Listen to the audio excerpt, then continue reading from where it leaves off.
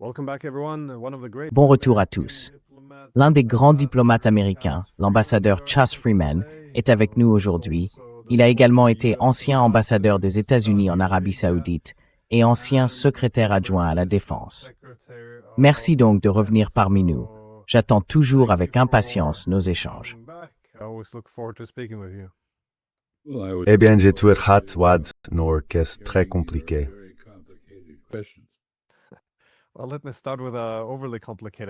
Eh bien, laissez-moi commencer par une question un peu trop compliquée. Nous voulions en fait commencer par vous interroger sur une crise qui se déroule plus loin au Moyen-Orient, parce qu'elle semble échapper à tout contrôle, et sur ce que cela signifie pour l'ordre mondial. Mais d'abord, je voudrais poser une question un peu plus large. J'ai récemment parlé avec le professeur John Mearsheimer, qui m'a demandé comment j'expliquerais l'effondrement du bon sens et de la diplomatie en Occident. Et je ne sais pas comment l'expliquer. Je me suis dit que j'allais vous la transmettre. Parce qu'autrefois, vous savez, durant vos années de diplomate, il était considéré comme tout à fait évident de commencer toute analyse des conflits par la diplomatie. Merci beaucoup. Assessing the competing security interests or address the security concerns of our opponents to predict their policies and also explore the available options. Again, if we're going to do sanctions or military pressure, what exact options do they have on their table? But these days, we don't seem to do this. Mais aujourd'hui, on ne semble plus faire ça. Ce n'est pas vraiment possible. On ne parle pas d'intérêts de sécurité concurrents. On ne prend pas en compte les préoccupations sécuritaires des adversaires. En Europe, on considère même qu'il est moralement problématique de simplement parler avec la Russie. La diplomatie, on le voit, est donc de plus en plus utilisée des deux côtés de l'Atlantique, comme une simple tromperie. En Europe, par exemple, on dit « Oh, il faut apaiser la situation en Ukraine ». Mais ce qu'on veut vraiment dire, c'est un cessez-le-feu immédiat pour pouvoir y acheminer des armes. Nous le savons. Les actions militaires semblent avoir remplacé toute diplomatie. Je ne vais pas élargir davantage la question, mais vous, qui avez été un grand diplomate pendant tant d'années, comment comprenez-vous cette évolution? Qu'est-il arrivé à la diplomatie et à l'analyse élémentaire, au bon sens?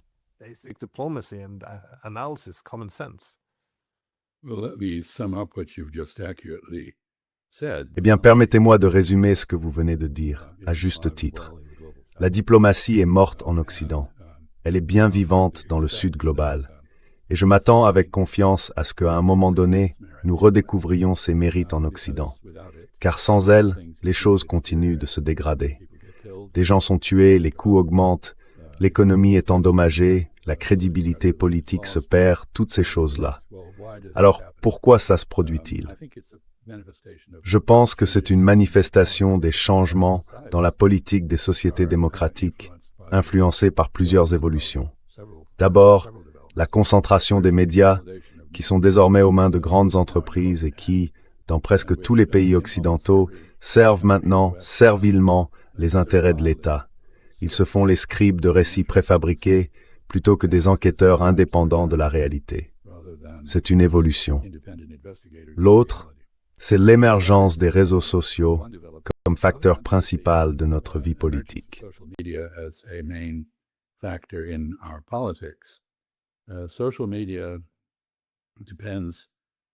Les réseaux sociaux, qui sont des entreprises à but lucratif, tirent leur profit du regroupement de personnes qui partagent les mêmes croyances. Et si ces croyances consistent par exemple à imaginer qu'il y a des trolls sous les ponts, ce dont on ne peut pas prouver l'inexistence, parce qu'on ne peut pas prouver une négation, enfin, ils pourraient être là. Alors, les réseaux sociaux peuvent vous mettre en relation avec tous ceux qui pensent eux aussi qu'il y a des trolls sous les ponts et qui s'en préoccupent profondément. Vous pouvez ainsi avoir votre petit club de cinglés qui se confortent les uns les autres et qui créent une boîte de pétri parfaite pour cultiver les théories du complot. Ces deux éléments, je pense, auxquels s'ajoute l'émergence de dirigeants issus de tout cela, davantage préoccupés par leur ego et par la satisfaction de cet ego que par les questions de politique nationale, tout cela se conjugue.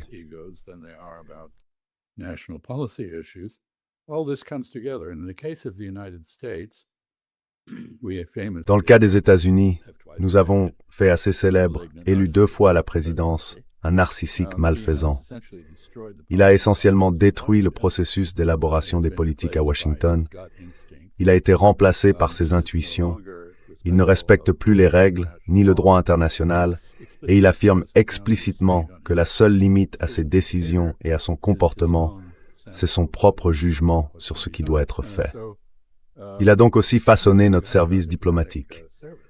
À l'heure actuelle, une entreprise a été engagée par le département d'État de Marco Rubio pour repérer des candidats potentiels susceptibles d'intégrer notre service extérieur et qui possèdent les bonnes convictions idéologiques.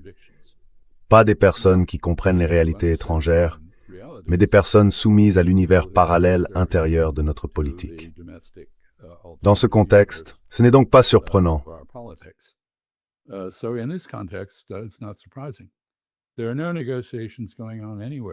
Il n'y a de négociations nulle part avec l'Occident. Vous avez évoqué l'incapacité des Européens à prendre en compte les demandes répétées de la Russie en faveur d'un dialogue et d'une discussion sur les questions de sécurité européenne. Comme vous l'avez dit, aucun effort de paix n'est engagé concernant l'Ukraine. Il n'y a pas non plus de dialogue international d'importance sur d'autres sujets, par exemple le changement climatique. Fait intéressant, dans son prochain plan quinquennal, la Chine a pour la première fois affirmé sa volonté de diriger les efforts mondiaux contre le changement climatique. Pourquoi le fait-elle? Parce que les États-Unis, qui en étaient les chefs de file, ont fait défaut. Et pas seulement fait défaut, ils se sont retournés contre l'idée même de s'attaquer au problème.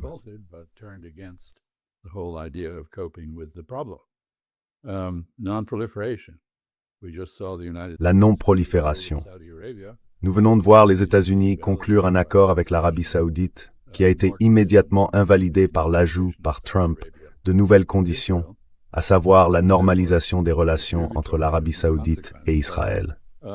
Il est donc nul et non avenu, sans aucune portée.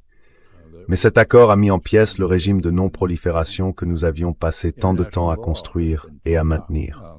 Le droit international a été déchiré. Les Nations unies sont au mieux devenues sans importance. Et Trump essaie de faire nommer le président de la FIFA au poste de secrétaire général de l'ONU, ce qui illustre exactement le sérieux avec lequel tout cela est traité. Nous assistons donc à un effondrement du droit international. Il n'y a plus de comitas, c'est-à-dire de respect mutuel et de déférence dans les relations internationales.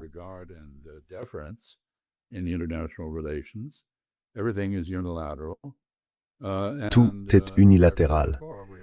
Et comme je l'ai déjà dit, nous entrons dans une ère d'ordre multinodal, dans laquelle chaque pays dispose de sa propre capacité d'action et agit dans son propre intérêt, plutôt qu'en réponse aux dictats de protecteurs ou aux alignements géopolitiques. C'est d'ailleurs ce qui explique l'attaque saoudienne contre les milices chiites en Irak, qui ont attaqué l'Arabie saoudite. L'Arabie saoudite se défend, elle ne rejoint pas la guerre contre l'Iran. Et la couverture médiatique de cette affaire laisserait entendre qu'il s'agit d'une manière ou d'une autre, d'une réaffirmation de la solidarité avec les États-Unis. Dans ce contexte, c'est complètement faux. Quoi qu'il en soit, il y a beaucoup de raisons d'être contrarié. Et donc, comme d'habitude, j'imagine que nous allons passer les 45 prochaines minutes environ à explorer tout cela.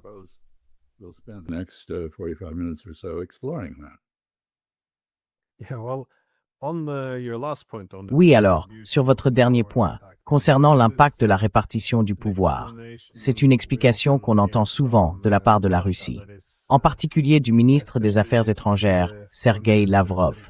Il a aussi écrit de nombreux articles sur ce sujet et prononcé des discours dans lesquels il avance en substance qu'après la guerre froide, quelque chose est arrivé à la diplomatie. Il soutenait que pendant la guerre froide, la diplomatie était, vous savez, l'art de la compréhension mutuelle pour parvenir à un compromis. Après la guerre froide, la diplomatie a été remplacée par des ultimatums et des menaces. Et d'une certaine manière, cela se tient. Parce que si vous êtes dans un monde bipolaire, avec 2 grandes puissances et quelques puissances moyennes, la diplomatie aurait pour but de renforcer la sécurité entre les grandes puissances. enhancing security between great powers, you would need to put yourself in the shoes of the other guy. Il faudrait se mettre à la place de l'autre. Il faudrait trouver des compromis. Mais après la guerre froide et l'ère hégémonique, s'il ne reste plus qu'une seule superpuissance, que reste-t-il de la diplomatie? À quoi sert-elle? Quel est son but? Je veux dire, si la sécurité n'est pas définie comme la gestion de la compétition sécuritaire entre les grandes puissances, mais comme le fait qu'un camp soit si puissant qu'aucun État ni groupe d'États ne puisse même espérer le défier, alors la diplomatie doit adopter une autre approche. Et on se dirait alors qu'il s'agit de faire pression pour obtenir des concessions unilatérales ou, comme l'a dit Lavrov, de lancer des ultimatums et des menaces.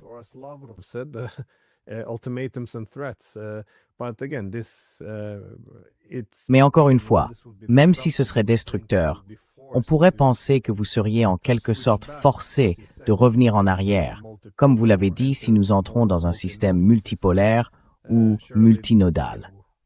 Il faudrait sûrement se rappeler ce qu'était la diplomatie, ce que signifie la sécurité dans un tel système. Mais ce que vous avez dit sur l'Arabie saoudite est intéressant, car aujourd'hui, les Saoudiens sont engagés dans la guerre. Ils attaquent l'Irak, ils attaquent le Yémen. Vous avez été ambassadeur des États-Unis en Arabie saoudite. Comment expliquez-vous ce rôle actif? Car vous avez dit que ce n'était pas un signe d'unité avec les États-Unis, mais que cela a été façonné par la politique intérieure.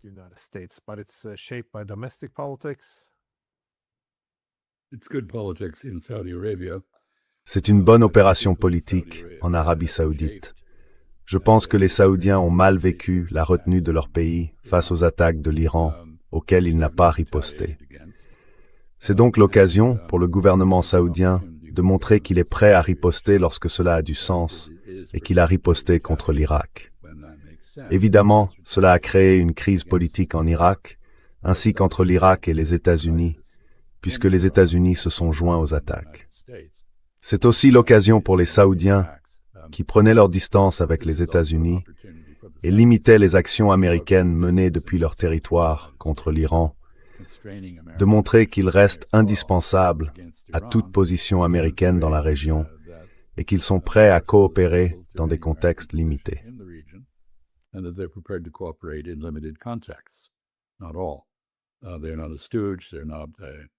Pas du tout. Ce ne sont pas des marionnettes. Ils ont leur propre capacité d'action. Ils peuvent faire ce qu'ils doivent faire dans leur propre intérêt. Ils espèrent entraîner de nouveau les États-Unis dans la guerre au Yémen. Et enfin, je suppose que les Iraniens devraient y voir un avertissement. Si elle est poussée trop loin, l'Arabie saoudite dispose bel et bien d'une armée redoutable, capable de mener des attaques. Je voudrais toutefois revenir à vos commentaires sur les observations de Sergueï Lavrov. Je pense que c'est quelqu'un qu'il faut prendre très au sérieux. Ironiquement, bien sûr, cette guerre en Ukraine a commencé par des ultimatums et des menaces russes. Il sait donc de quoi il parle. Et elle a continué à susciter des ultimatums et des menaces sans aucun résultat.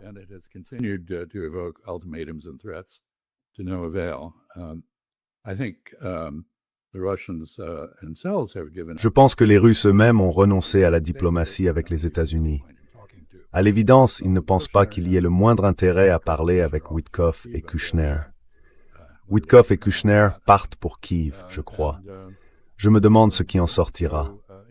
Et l'Ukraine reste inflexible, parce que la survie de Volodymyr Zelensky et de son entourage dépend désormais de cette obstination et de la poursuite de la guerre.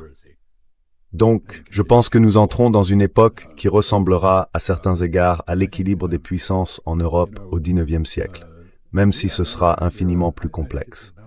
Car à l'époque, il n'y avait que 5 puissances. Le Royaume-Uni, la France, la Prusse, l'Empire austro-hongrois et la Russie. 5. Aujourd'hui, il y en a bien davantage.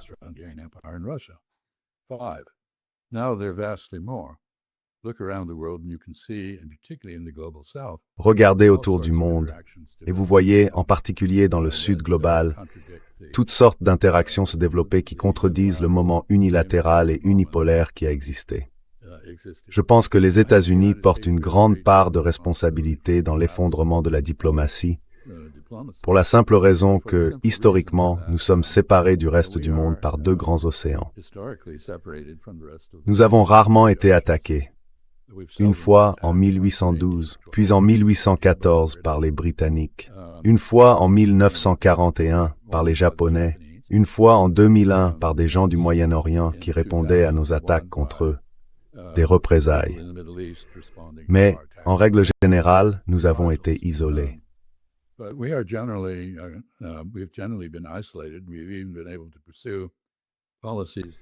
Nous avons même pu mener des politiques qui affirment l'isolationnisme.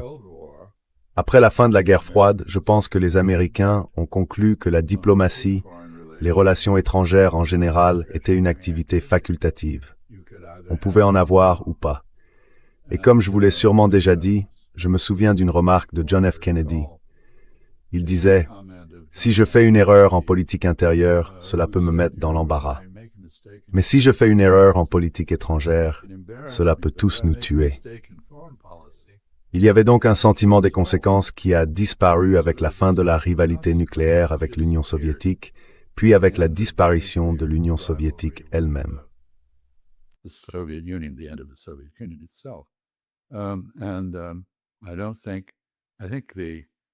Et je ne pense pas. Je pense que, pendant les 43 années qui se sont écoulées entre l'invention par George Kennan de la stratégie d'endiguement et la fin de la guerre froide, nous avons perdu notre capacité à raisonner de manière stratégique, parce que nous avions une stratégie globale qui s'appliquait à tout. Chaque pays du monde définissait sa place dans l'ordre mondial par rapport à l'une de deux puissances dominantes. Était-il sous la domination soviétique ou sous la domination américaine? Ou ni l'une ni l'autre, car il y avait des pays non alignés qui aspiraient au non-alignement, sans jamais vraiment y parvenir. Et donc, aujourd'hui, nous sommes dans une situation où vous n'avez pas besoin de vous aligner sur une autre grande puissance. Vous avez une liberté d'action. Vous pouvez changer d'alignement.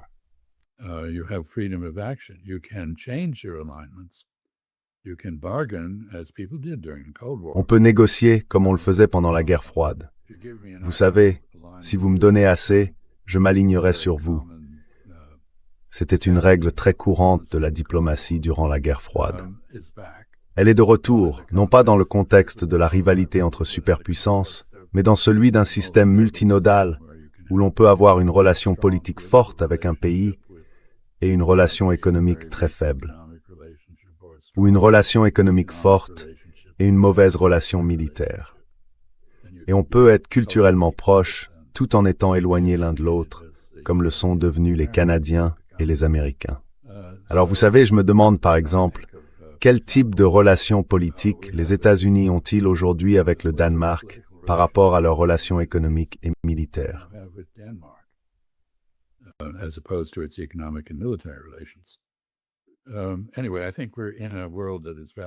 Quoi qu'il en soit, je pense que nous vivons dans un monde infiniment plus complexe et nous ne savons pas vraiment comment y faire face. Et dans ce contexte, il est intéressant de voir qui maîtrise réellement la diplomatie, en reconnaissant que la diplomatie est un travail qualifié, qui exige des professionnels qualifiés, des gens ayant reçu une formation, ayant de l'expérience, bénéficier de mentors et disposant d'un parcours leur permettant de pratiquer l'art des relations avec les autres pays. Et qui voit-on sur la scène internationale? Sergei Lavrov, Wang Yi, Jaishankar, le ministre indien des Affaires étrangères, Aragchi, le ministre iranien des Affaires étrangères et d'autres. Je ne vais pas énumérer toute la liste, mais vous n'y voyez personne qui vive à Londres, Paris, Washington ou Berlin.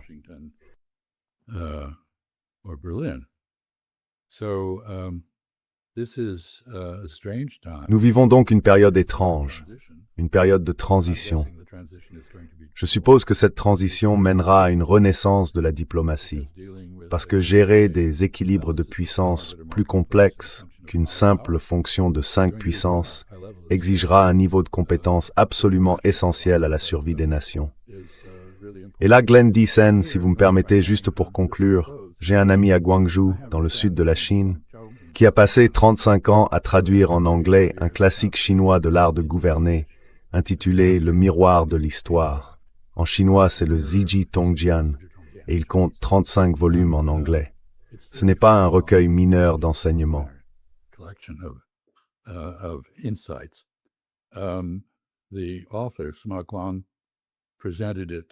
L'auteur, Sima Guang, l'a présenté à l'empereur des Song du Nord en 1084, et à vrai dire, il n'a jamais été traduit. J'en ai moi-même écrit une préface pour la traduction. Quand on regarde cet ouvrage, il couvre 1362 ans d'histoire chinoise, dans un détail saisissant. Et chaque événement qu'il mentionne, chaque anecdote, vise à instruire. Si vous faites ceci, votre dynastie prospérera. Si vous faites cela, les archives montrent que votre dynastie s'effondrera. Si vous faites ceci, vous avez une chance de réussir. Et une grande partie porte sur la souplesse, sur une diplomatie de manœuvre qui s'est perdue pendant la guerre froide. Durant la guerre froide, la diplomatie était essentiellement une guerre de tranchées.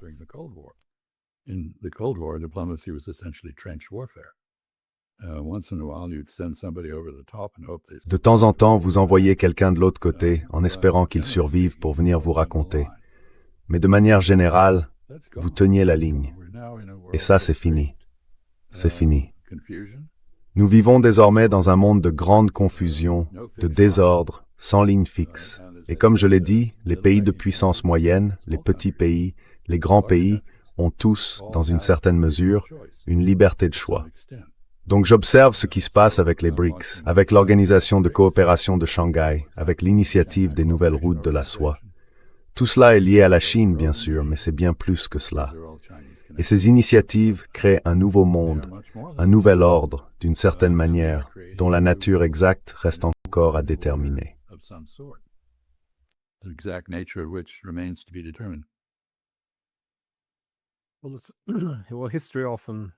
Eh bien, l'histoire conserve souvent ou nous apporte des leçons importantes. Mais là encore, l'idée selon laquelle nous reviendrions à ce système multipolaire ou multimodal n'est pas tout à fait juste. Car ce système multipolaire, si l'on remonte à la paix de Westphalie en 1648, était un système européen d'égalité souveraine. Autrement dit, les Européens étaient souverains parce qu'ils étaient considérés comme les civilisés. Mais pour le reste du monde, le système westphalien ne s'appliquait pas. Et je me demande, qu'est-ce qui est unique cette fois-ci?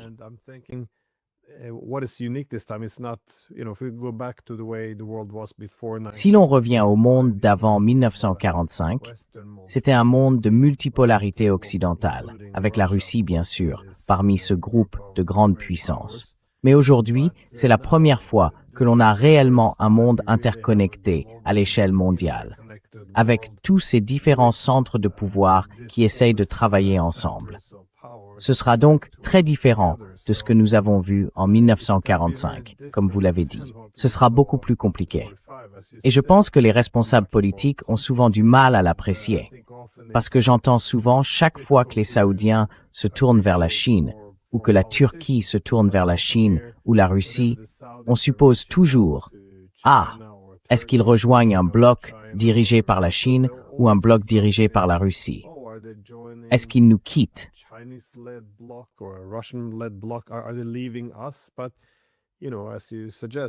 Mais, vous savez, comme vous le dites, leur objectif est souvent de se dire « Bon, il faut se diversifier. » Parce que si vous entretenez de bonnes relations avec toutes les grandes puissances, vous ne dépendez d'aucune d'entre elles.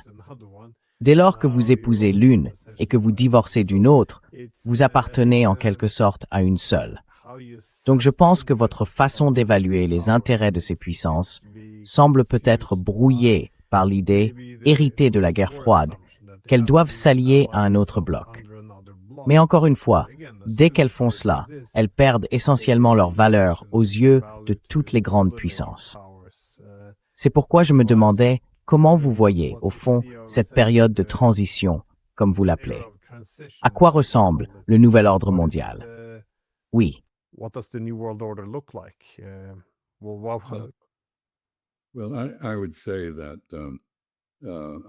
Eh bien, je dirais que notre perception de ce qui se passe est déformée par plusieurs facteurs. En 1492, un aventurier italien à la recherche des Indes a traversé l'océan Atlantique et rapproché les hémisphères occidental et oriental. Cela a créé le premier ordre mondial unifié, imposé au monde par l'explosion de la puissance militaire et marchande européenne. Et cela a ouvert une ère coloniale, une ère impériale. Eh bien, c'est terminé. Mais nous restons profondément influencés par nos souvenirs d'un monde dominé par l'Occident. Je pense que vous avez tout à fait raison de parler de l'ordre westphalien. En fait, les Indiens et les Chinois se sont accordés à Bandung, je crois, en 1954, sur les 5 principes de la coexistence pacifique.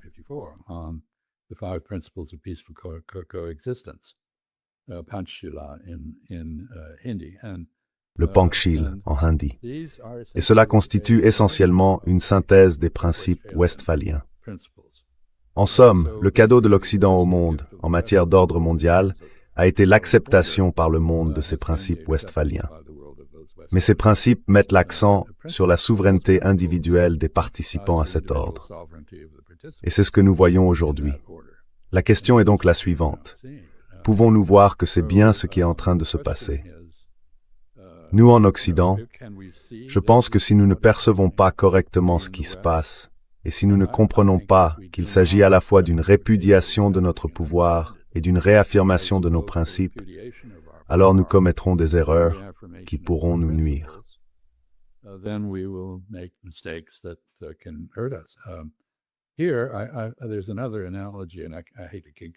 Ici, il y a une autre analogie. Et je déteste revenir sans cesse à des exemples chinois, mais je les connais bien. La question, c'est que la Chine est devenue marxiste-léniniste. Le marxisme est une chose, le léninisme en est une autre. Le marxisme est essentiellement une hérésie chrétienne. Il affirme que le royaume de Dieu est sur le point d'arriver, à mesure que se déploie la dynamique de Hegel. C'est la fin de l'aliénation. Et chacun reconnaît chez les autres des êtres humains conscients qui méritent le respect. Et l'apothéose de cela se trouve dans la préface de l'idéologie allemande d'Engels, où, vous savez, vous êtes pêcheur le matin, professeur d'université l'après-midi, et vous animez un podcast le soir.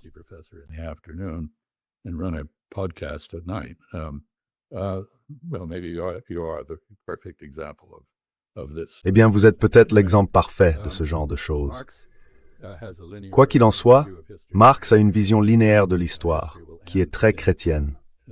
L'histoire finira par aboutir à, comme Fukuyama l'a affirmé, un grand ordre nouveau, le royaume de Dieu. Eh bien, il se trouve que si vous êtes chinois et que vous cherchez un moyen de vous occidentaliser tout en accablant l'Occident d'une réprobation morale, c'est parfait. Vous pouvez accepter le marxisme, qui est une philosophie d'occidentalisation, tout en condamnant l'Occident parce qu'il ne respecte pas ses propres idéaux. C'est ce que faisait Marx. Or, le léninisme, c'est autre chose. Le léninisme s'est essentiellement inspiré des jésuites.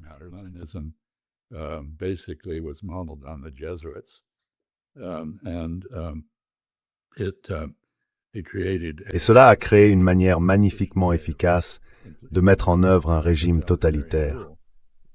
Et, dans ces idéaux, cela correspond à la tradition confucéenne de la méritocratie, c'est-à-dire d'un gouvernement bureaucratique. Cela convient donc parfaitement à la Chine.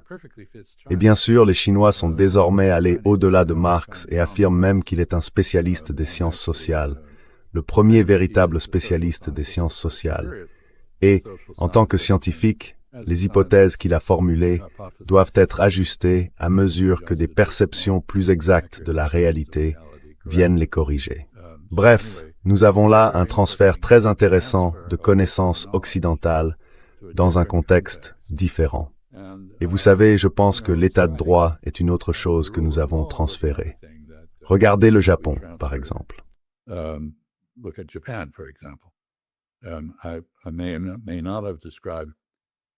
Je n'ai peut-être pas décrit de façon assez saisissante la modernisation du Japon. L'Occident est arrivé au Japon et a fait aux Japonais la même chose que nous avions fait aux Chinois. Nous avons mis en place des ports sous-traités dans lesquels nous exercions un contrôle extraterritorial. Les Chinois se sont rebellés contre cela et ont constamment essayé de nous chasser. La révolte des Boxers en est l'exemple le plus célèbre. Les Japonais, eux, parce qu'ils étaient Japonais, ont fait quelque chose de très différent. Ils sont allés voir l'Occident et ont demandé « Eh bien, pourquoi faites-vous cela ?» Et notre réponse a été « Eh bien, vous n'avez pas de système judiciaire digne de ce nom. Vous n'êtes pas soumis à l'état de droit. Or, nous sommes des commerçants et nous avons besoin de certitude et de prévisibilité pour mener nos affaires. »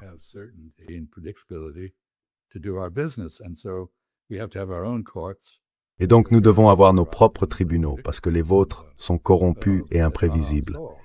Et ils ont répondu « Ah, d'accord. » Puis ils sont partis en Allemagne. 10 000 étudiants ont été envoyés en Allemagne.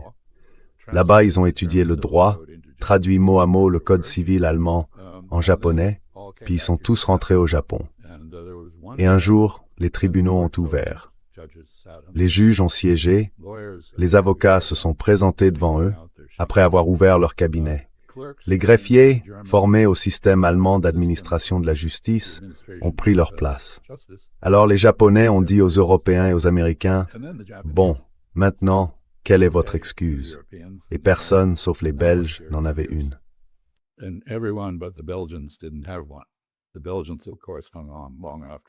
Les Belges, bien sûr, ont résisté bien plus longtemps que tous les autres, fidèles à eux-mêmes. Mais ce qui est intéressant, c'est qu'une disposition illustre ce qui se passait réellement. Une section du Code civil allemand traite des relations familiales. Et qu'est-ce qui se passe? Comment divorce-t-on? Eh bien, en Allemagne, si vous voulez divorcer, vous devez passer par une médiation de 30 jours, supervisée par un tribunal. Au Japon, c'est la même chose. Vous voulez divorcer, vous devez passer par une médiation de 30 jours, administrée par le tribunal. Et en Allemagne, le médiateur s'efforce vraiment de réconcilier les deux parties, dans l'intérêt de leurs enfants et du maintien de la famille.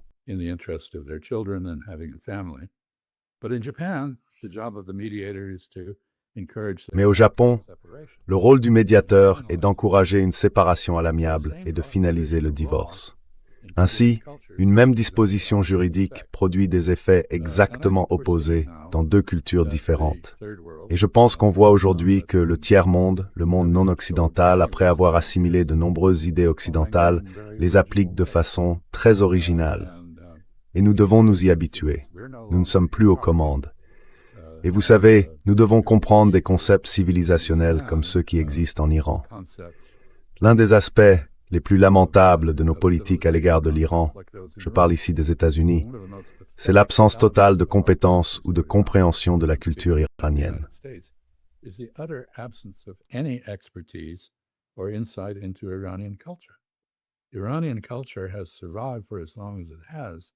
La culture iranienne a survécu aussi longtemps parce que les Iraniens comprennent que l'intérêt suprême de leur nation, c'est son identité nationale, à la fois chiite et perse, qui remonte à l'époque pré-islamique. Et ils se battront et mourront pour préserver cette identité nationale. Donc quand Donald Trump dit « Je vais détruire votre civilisation », il ne mesure pas vraiment ce qu'il vient de faire. Il vient d'agiter un drapeau rouge devant le taureau. Il n'a pas du tout intimidé le taureau.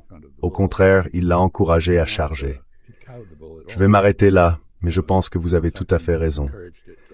Nous sommes dans une époque très différente en ce qui concerne les relations entre les cultures occidentales et non occidentales.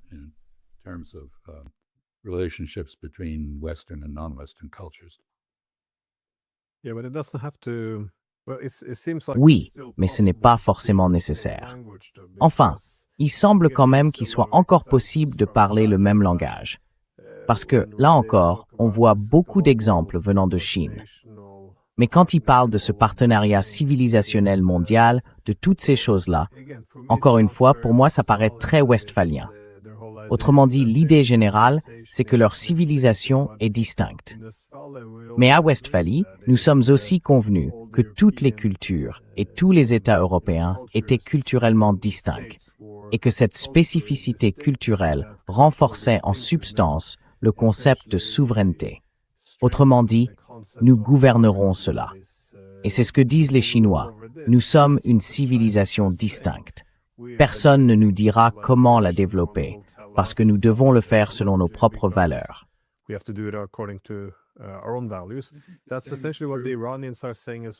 C'est essentiellement ce que disent aussi les Iraniens. Et c'est donc une réaction contre l'universalisme, qu'il s'agisse de la démocratie libérale, de cet humanitarisme ou de quoi que ce soit d'autre. C'est comme le nouvel empire romain germanique, le nouveau catholicisme, quelque chose qui vous donne le droit de gouverner les autres. Alors souvent, on y voit leur rejet des valeurs universelles. Mais ce faisant, ils défendent aussi le principe westphalien de civilisation distincte et d'égalité souveraine. Donc, oui, il resterait des désaccords, mais il y a là un point de départ. Au moins, il y a quelque chose. Nous n'avons pas besoin de recommencer à zéro pour construire l'ordre mondial. Il semble qu'il y ait des éléments sur lesquels nous pouvons nous appuyer.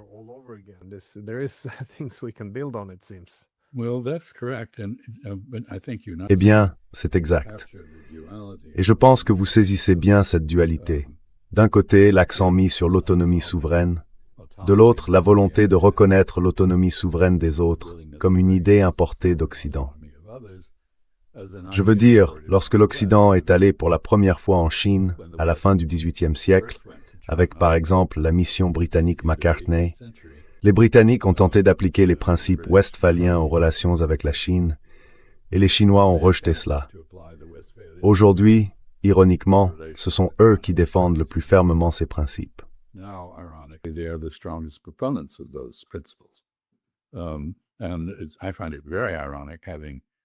Et je trouve très ironique, en tant qu'Américain, qui peut dire que mon pays a joué un grand rôle dans la création des Nations Unies et avant cela de la Société des Nations, même si nous n'y avons pas adhéré.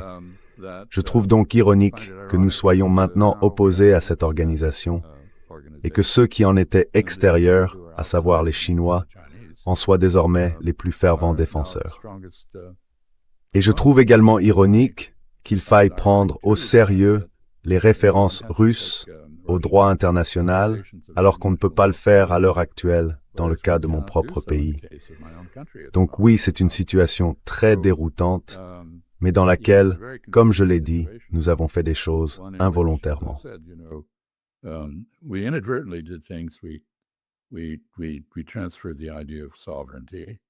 Nous avons transposé l'idée de souveraineté aux cartes, à la cartographie plutôt qu'au contrôle des peuples, qui était le système traditionnel non européen. Nous avons transposé l'idéologie de notre religion, qu'il s'agisse de la théocratie ou du marxisme séculier. Nous avons transposé notre conception du droit international. Nous avons transposé notre idée d'un ordre fondé sur la dignité souveraine et l'égalité. Et nous avons transposé l'idée que chacun a droit à sa propre coloration idéologique. Aujourd'hui, bien sûr, nous avons une impulsion messianique, tout à fait comparable à celle de l'ère communiste soviétique.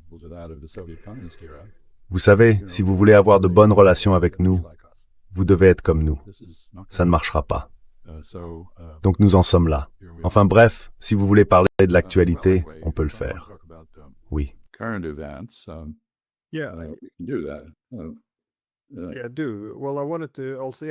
Oui, je voulais aussi vous demander, comment voyez-vous le Moyen-Orient évoluer, en particulier à cause de cela?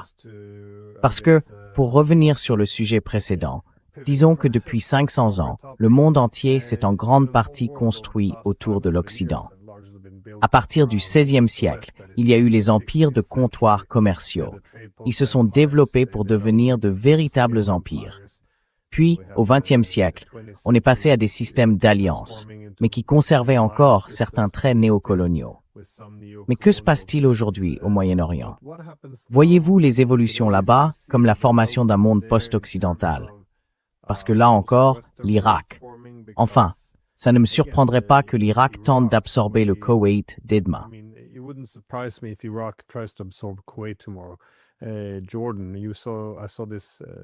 En Jordanie, vous avez vu, moi aussi, c'était il y a 2 jours peut-être, des centaines de responsables politiques jordaniens et d'autres personnes signaient une lettre ouverte demandant aux États-Unis de retirer leur base. Là encore, le rôle d'Israël dans la région, tout semble pouvoir être remis en question aujourd'hui parce que les fondements du système international sont ébranlés. Et là encore, c'est profondément problématique, parce que lorsqu'on a un changement rapide dans la répartition du pouvoir, il y a généralement de la violence. Mais encore une fois, ce n'est pas une question de savoir si cela nous plaît ou non. C'est simplement la réalité. L'ère de l'hégémonie occidentale est terminée. Alors comment voyez-vous l'évolution du Moyen-Orient à partir de maintenant? How do you see the Middle East shaping forward from here on? Eh bien, l'Occident a conquis le monde, y compris le Moyen-Orient. Il n'y a qu'un seul pays au monde qui n'a jamais été pénétré par des soldats, des marchands ou des missionnaires occidentaux, l'Arabie saoudite. C'est le seul point blanc sur la carte du monde, le premier à se défaire, si vous voulez, de la gueule de bois coloniale. Et je pense que cela façonne aujourd'hui une grande partie de la politique mondiale. Mais si vous regardez l'Inde, la Chine ou d'autres pays, pas tant dans le Nouveau Monde que dans l'Ancien Monde, vous constaterez que beaucoup d'entre eux voient leur politique guidée par des réactions tardives à l'humiliation de la domination occidentale. Le premier à s'en être défait au Moyen-Orient, en Asie occidentale, a été l'Iran. Mais d'autres font désormais la même chose.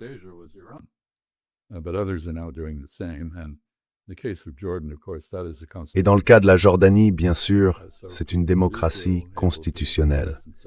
Les gens se sentent donc capables de s'exprimer différemment. Dans des lettres ouvertes, vous essayez de faire cela dans d'autres sociétés arabes qui ne sont pas des démocraties, vous vous retrouveriez probablement en prison. Mais oui, c'est un facteur moteur majeur. Et ce qui se passe en ce moment est extrêmement compliqué. Il y a une guerre entre Israël et les États-Unis d'un côté, et l'Iran de l'autre, Israël étant pour l'instant en retrait, en essayant de laisser les États-Unis, en quelque sorte. Vous savez, leur devise, c'est « laissez-les se battre entre eux ». Et vous savez, ils ne veulent plus s'impliquer. Après avoir déclenché cela, ils veulent que nous le terminions, ce dont je ne pense pas que nous soyons capables.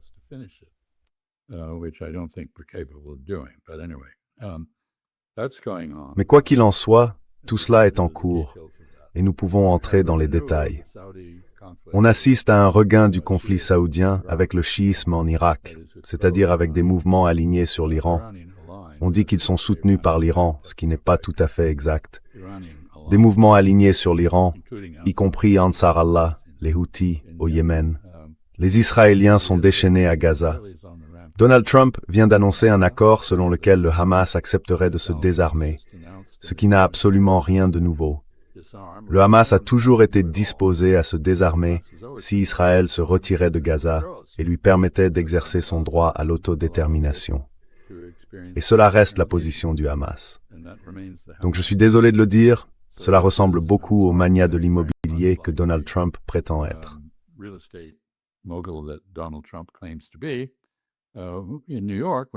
À New York, quand on fait faillite, on trouve un pont à vendre à quelqu'un d'assez crédule pour détourner l'attention de sa faillite. Et Donald Trump est politiquement en faillite sur le plan de la politique étrangère et de plus en plus aussi sur le plan de la politique intérieure. Alors il a trouvé cette diversion. Pendant ce temps, Israël mène en Cisjordanie une campagne de nettoyage ethnique vraiment brutale et fait à peu près la même chose dans le sud du Liban, dans le but de l'annexer. Israël continue d'attaquer la Syrie et continue de dire ouvertement qu'il vise aussi la Turquie s'il parvient d'abord à éliminer l'Iran. Tout cela est donc très déstabilisant.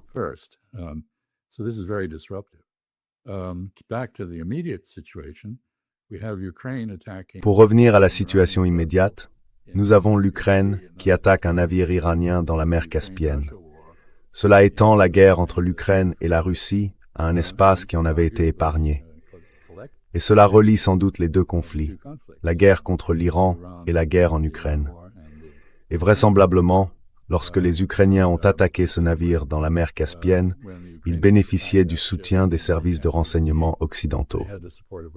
Je ne crois donc pas que ce soit un accident. Quoi qu'il en soit, dans la situation actuelle en Iran, c'est l'Iran qui domine l'escalade. Il vient de le démontrer en frappant 2 méthaniers au large de la côte méditerranéenne de l'Égypte. C'était un avertissement à l'Égypte et aux États-Unis. Regardez, nous pouvons étendre cette guerre au-delà de ses limites actuelles. Et nous nous réservons le droit d'attaquer tout pays qui fournit une assistance aux États-Unis ou à Israël pour nous attaquer.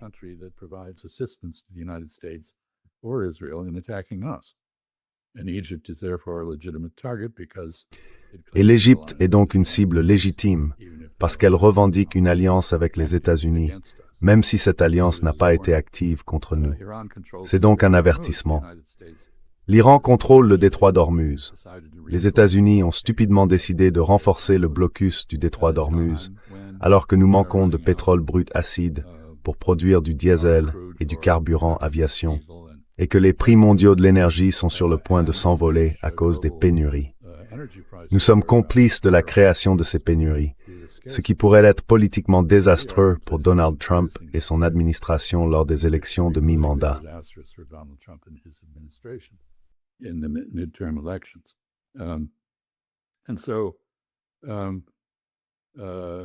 Et donc, ce qui se passe, je dirais, dans le contexte général, c'est que lorsque l'Occident a démantelé l'Empire ottoman et a commencé à découper l'Asie occidentale en morceaux qu'il ne pouvait pas contrôler, en installant Israël avec des Juifs européens, en créant le Liban, en le détachant de la Syrie, en créant la Jordanie comme État tampon, en créant l'Irak comme État indépendant alors qu'il s'agissait auparavant d'un ensemble de provinces ottomanes, en créant le Koweït comme État séparé, puis finalement, en 1967, en accordant l'indépendance aux États cruciaux du Golfe Persique et en transférant de la Grande-Bretagne aux États-Unis la responsabilité du maintien de cette indépendance.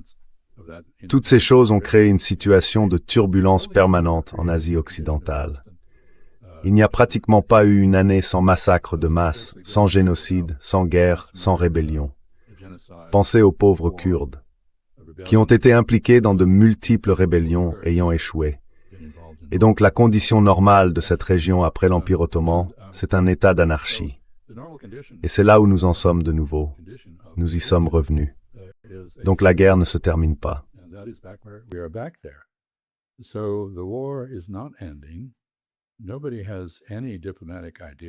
Personne n'a la moindre idée diplomatique de la manière d'y mettre fin. Et ça va simplement continuer. Les Iraniens ont désormais adopté la doctrine israélienne de l'attaque préventive. Si vous voyez qu'il est possible qu'on vous attaque, même si cette probabilité est très faible, vous faites ce qu'ont fait les Israéliens en 1967. Vous répondez par une attaque surprise contre vos ennemis potentiels. Si vous êtes attaqué, vous ne répondez pas de manière proportionnée, comme l'exige le droit international. Vous le faites de manière très disproportionnée, afin de bien faire comprendre qu'on ne peut pas vous attaquer à des fins de dissuasion. Les frontières ne sont pas respectées, parce qu'après tout, elles ont été tracées par messieurs Sykes et Picot. Et qui sont-ils aujourd'hui? Les questions idéologiques ont donc été remplacées par des questions théocratiques.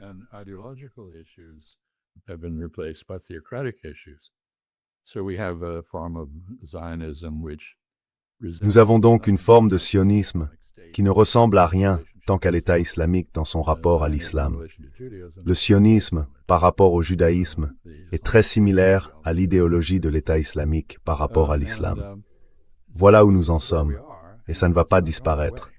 Vous savez, personne dans la région ne parlera à Kushner et Witkoff. Enfin, ils seront polis, parce qu'ils le sont toujours.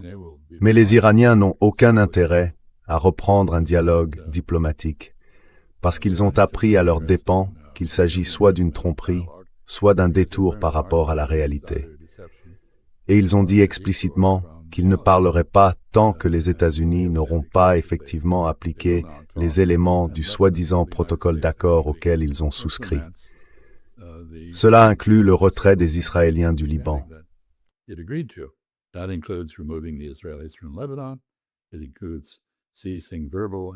Cela implique de cesser les attaques verbales et physiques contre l'Iran. Cela implique de permettre à l'Iran de gérer le trafic dans le détroit d'Ormuz, en coopération avec Oman. Les Omanais et les Iraniens sont en discussion active à ce sujet, mais ils ne sont pas parvenus à un accord. Cela implique aussi le retrait des bases américaines de la région.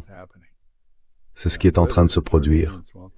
Et que les Jordaniens souhaitent ou non le départ des bases américaines, je pense que ma dernière remarque serait la suivante. Je crois que la stratégie de l'Iran consiste à essayer de concentrer commodément les forces américaines en un seul endroit à savoir Israël, qui est pour eux une cible légitime, puis à tirer parti de cette concentration de force pour leur porter un coup décisif. Donc en gros, ils nous rabattent comme des moutons hors de Jordanie et cherchent à lâcher les loups sur nous en Israël.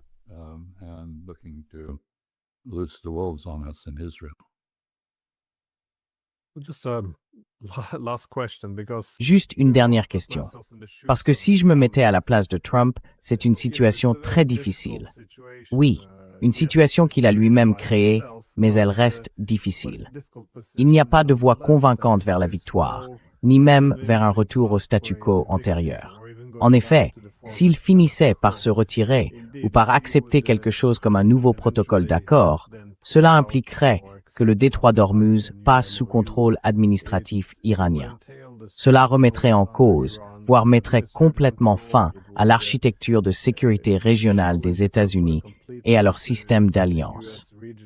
Comme vous l'avez dit, les bases américaines sont en train d'être détruites et l'avenir du pétrodollar pourrait disparaître avec cette architecture de sécurité.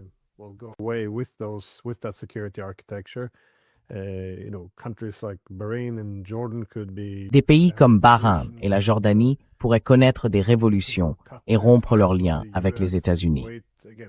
Le Koweït, là encore, pourrait disparaître de la carte en étant absorbé par l'Irak.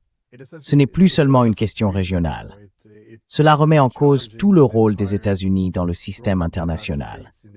Donc, même si je ne suis pas d'accord avec la politique de Trump, je peux comprendre ce qui est en jeu, d'où viennent les frustrations et pourquoi il est difficile au fond de tout abandonner et de partir. Mais vous, comment voyez-vous les choses? Quelles sont les options de Trump maintenant?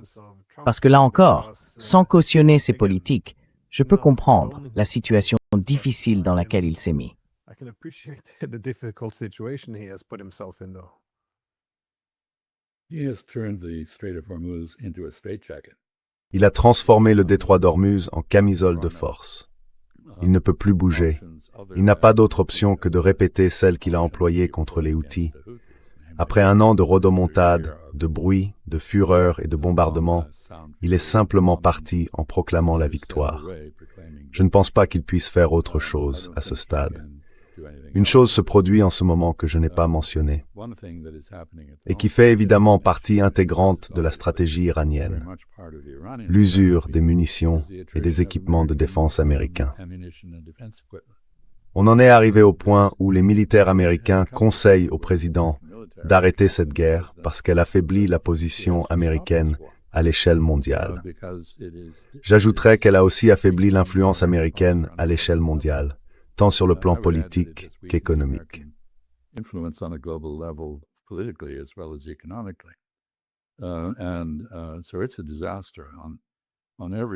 Et c'est donc un désastre à tous les niveaux pour les États-Unis. Et je ne pense pas qu'on puisse réparer ça.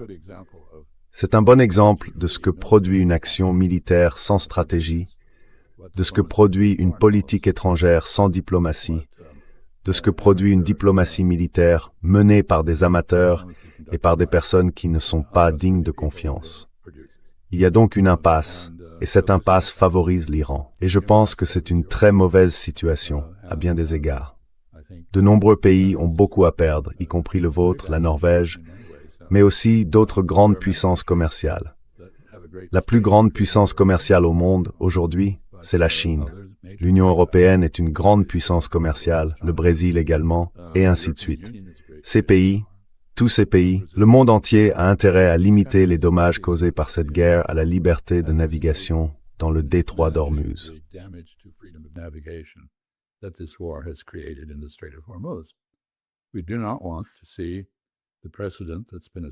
Nous ne voulons pas voir le précédent établi par les Iraniens, qui consiste à gérer des péages et à empêcher le passage par le détroit, être appliqué au détroit de Malacca, à la mer Baltique, où vous savez partout où il existe des passages étroits entre de grandes étendues d'eau. Cela devrait donc être un défi pour la communauté mondiale. Oublions les États-Unis un instant. La communauté internationale a réellement besoin de se réunir et de proposer une négociation avec l'Iran, qui contrôle le détroit, afin de limiter les atteintes à la liberté de navigation, de réduire au minimum les frais qui seront imposés et de veiller à ce que ces frais aient un lien avec les coûts réels, plutôt que de relever d'une sorte de vol de fonds scandaleux.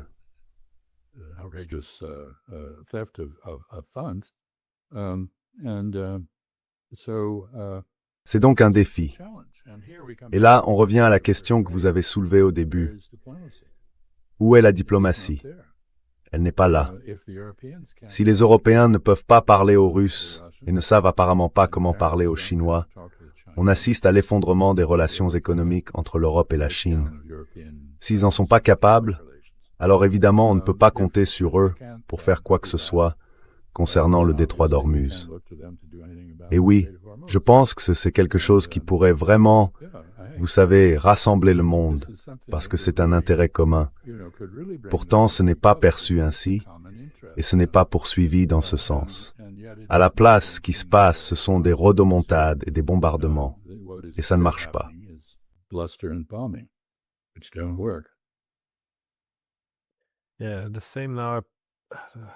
Oui, c'est la même chose aujourd'hui.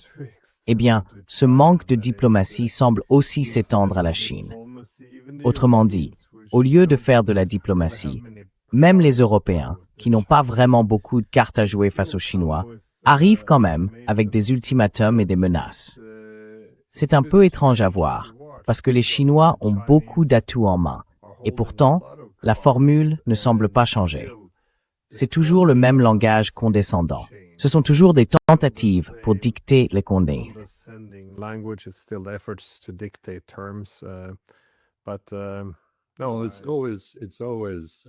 Non, c'est toujours, je suis désolé de le dire, en Occident, aux États-Unis et en Europe, c'est toujours, vous êtes des gens ignobles qui font des choses mauvaises, et nous sommes des gens vertueux qui font ce qu'il faut. Et vous savez, les vertueux et les non-vertueux ne peuvent pas coexister, alors vous devriez manger des excréments et mourir.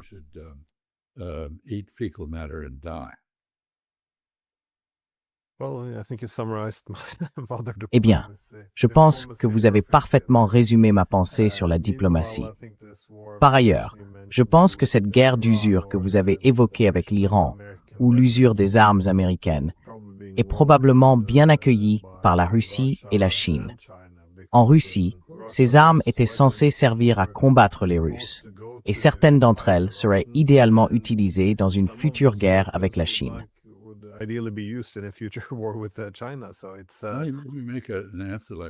Permettez-moi d'ajouter un point annexe. Nous venons d'assister à une réunion vraiment étrange. Les ministres de la Défense des Amériques, vous savez, il existe ce qu'on appelle le traité de Rio, selon lequel les États-Unis et les pays de l'hémisphère occidental, les républiques de l'hémisphère occidental, ont un engagement de défense commun. Et tous les 2 ou 3 ans, les ministres de la Défense se réunissent. Les États-Unis étaient représentés par Elbridge Colby, qui a exhorté tous les pays d'Amérique du Sud et d'Amérique latine à augmenter fortement leur budget de défense et à acheter davantage d'armes pour se défendre.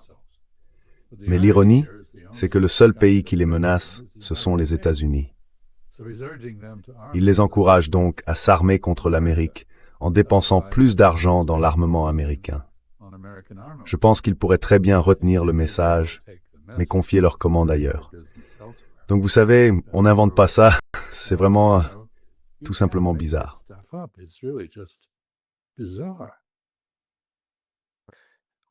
Est-ce que c'est Staline qui a dit que les capitalistes nous vendraient la corde avec laquelle on les pendrait, ou quelque chose dans ce genre-là?